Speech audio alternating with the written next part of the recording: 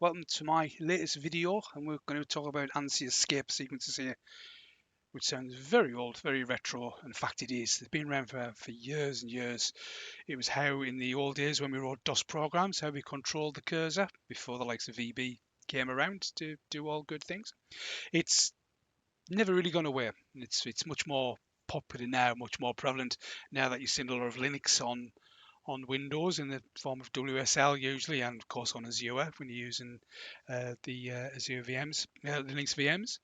It's been around for a little while in the likes of PowerShell, which I think most people will see. If you just give a command in PowerShell, PS version table would be a useful one. There we are, it tells us our version, and we get a nice little color version, the version table there. If we make an error, it screams at us in red. So that's that. This technique, these escape sequences, that's how that's all hanging together. There are some very good references around. There is the Wikipedia, ANSI Escape Sequences ones, a lot of details in there and how it used to work on DEC terminals. That's a DEC terminal there. All these good things. So this is a reasonable reference how it works.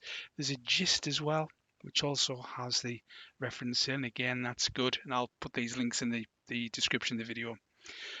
Just the other day, the announced version 7.2 PowerShell, and that actually mentions them explicitly, the escape sequences. So it talks about them at length here in PS style, how you control them, whatever not. If you go to the supported terminal one, which I didn't need to do because I've already got that open. There's this link here, and that tells you all some more details as well. So it's well worth having a read through, and you can understand a bit more what's going on in detail. And should you wish to do a front end and not want to use something like VB or C# to actually create quite a big program, you can use something like like PHP, and just create yourself a nice little front end. That'll work beautifully. So if I just clear the screen, I've written a piece of code which I'll just show you running now. It's in PHP. It's called color.php, and off we go. And all it's doing is just pretend to be an old-fashioned batch system. When I started doing this, yes, we'll have a little mainframe look to doing this really. So we came down from 110,000, and we get there, and a nice little all done, white on black, and everything's cool after that. Right, in the code itself, PHP, we always, well, nearly all of the escape sequences, that's probably why they're called escape sequences sometimes, you have a escape with a /e. /e is just PHP's way of saying this is an escape character. In things like VB script, you would use character 27, CHR27, and that would do the same thing. So any device which says that it handles these codes, it will just interpret what comes at it. Again, looking in those articles, and it talks quite length how all that works. So these are the original colours, the foreground colours from 30 up to 37. Then somebody did some more colours after that, so that's why it doesn't go straight to 38 and do that. Same for the background as well. So we define those, and then we have these extra ones, bright blacks. Very nice, very nice. These are a couple of housekeeping routines which just make life a bit easier for everybody. I've written some helper routines here. You could just put them in a class if you wish to. So we've got @ which for people who've used VB for years, or probably Delphi language like that, and you can actually specify where the cursor goes in standard X and Y format. So we have the column which is across and the row which is down. And this is the way the escape sequence does that. So you have your row and your columns. So if you went back to the gist, click on that, we come down and we want the lines. Yeah, so it's actually the other way around in here, but we've just interpreted that. So we have the row and the column. They call it a line here, but I don't particularly like that. I like rows and columns. So we do that. So the other routines I've put together are a clear screen, which does what it says, just clears the entire screen. Everything comes off. So that's the first thing we do. Actually, I think we come in, we clear the screen. We come in. We have clear to end of line, which is an interesting one, really. And I'll show you when we do a countdown of the code why that's very important to do that. Resetting the screen should put it back to where it was when we started, which it probably strictly does because it inherits a color. Because I'm going to just show you some problems when we don't clear the colors down properly. I think it just says, yeah, you were blue when you came in, I will continue to be blue. So we can get a bit confused in how it works, but again, we'll go through that. And the other one is just setting the color, the foreground color and the background color. So in the actual code, when we call it, we do just call it with those defines in there. Then we do that. So the first thing we do is clear the screen. Then we do that reset, and then I'm setting the color to background black, foreground white. So it's basically we're starting from a clean sheet.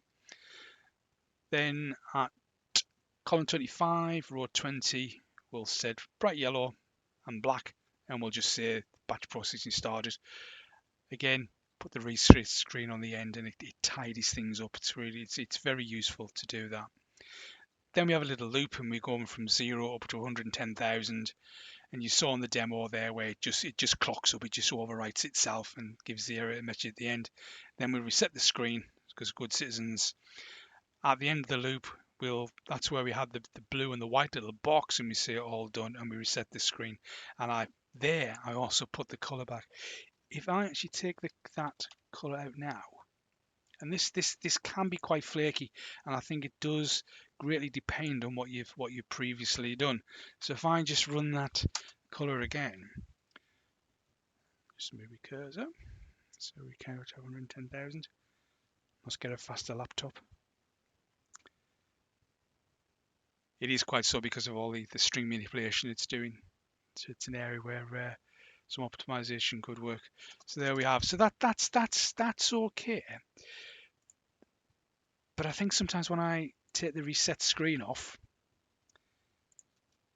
let me set some of that syntax is okay. I'll say the period on PHP, the dot is just a concatenation. So we do the echo at and we set the color and then we display all done. So we've saved that, and I'll just run that again. And it'll probably just make a total liar out of me. So off we go. Yeah, 110,000. Little blue box. There we go. So I've left it how it was. So if I call it again now, it decides the whole screen's going to be blue, which is probably not what we want really. It's very inconsistent from what we did. So we'll just let this get to the end, and then we'll just go in and change that code back, and it should put everything right. So we'll just go back into VS Code. I'll put my reset screen, and I'll put the color back on to do that. And we'll run this again. So the odd thing there is it now still thinks it's that blue when I've said it's black, which is it's very odd really. I say very, very flaky, but we'll just have a quick look at the code. Presumably I did save it. Sometimes when you clear the screen, it's okay. And off we go again.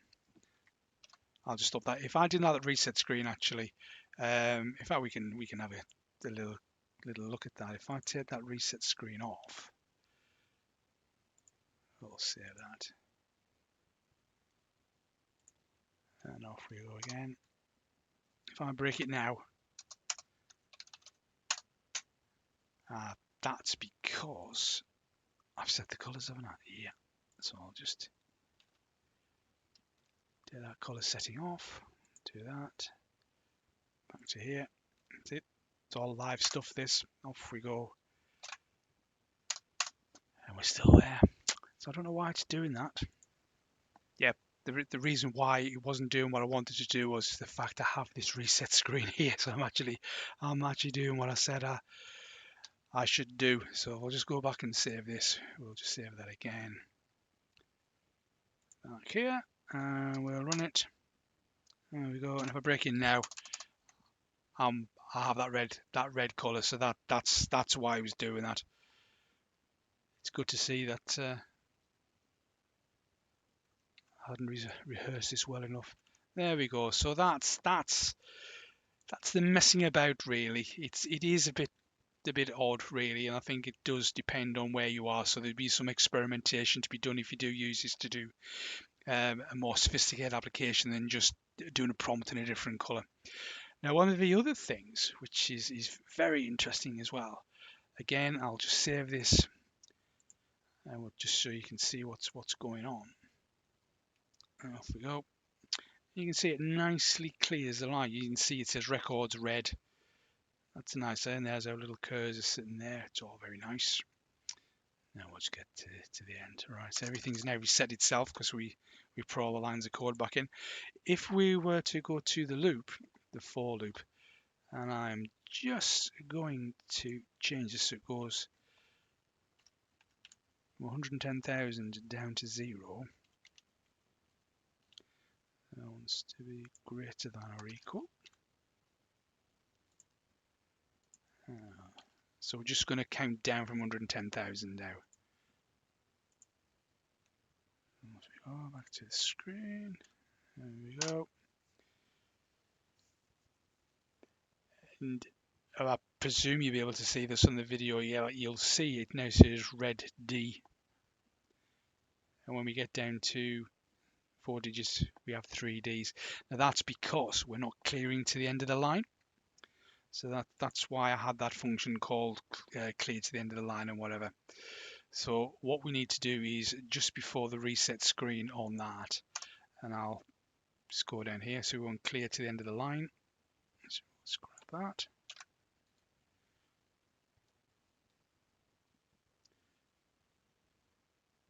So you want that in there. It's just a function. It's not a problem. So we'll save that. We'll come back and we'll run it. And this should be a little bit happier now. Yeah, you can see it's not overwriting. So beware again if you're using these things that you are in total control. So it gets to the end of the line. What were we saying when we were increasing the numbers? We were going from 10, 11, 12 characters on the line. What we were doing here is we were going 12, 11, 10. And because I didn't clear that out, it didn't get erased, which is quite reasonable, really. So so that's it, guys. So you saw me at my worst there, playing around with it. But that's what they are. So the next video, I'm going to have a look at the Linux VMs, which kind of like very odd colors to use, and we'll see how we can reset that so they're a bit more usable for everyday use. I personally can't read dark blue on black, so I will have a go changing those. So have a good time, guys, and I'll speak to you later.